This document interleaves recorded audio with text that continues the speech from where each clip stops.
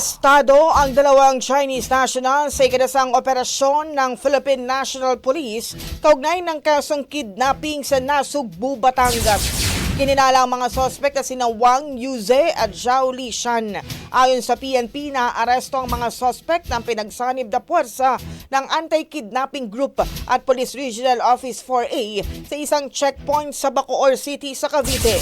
Nagtangkapang tumakas ang mga sospek ng sitahin sa checkpoint, ngunit agad silang nahabol at nadakip ng mga otoridad.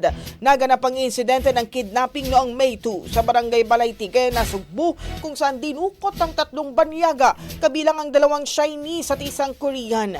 Pinalaya rin ang mga biktima kinabukasan matapos ang negosasyon para sa ransom.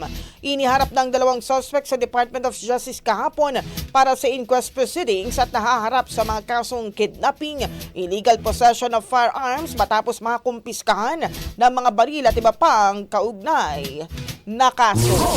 Ang bahaging ito ay hatid sa atin ng PowerCell Salabat, ginhawa ng bawat nangangarap.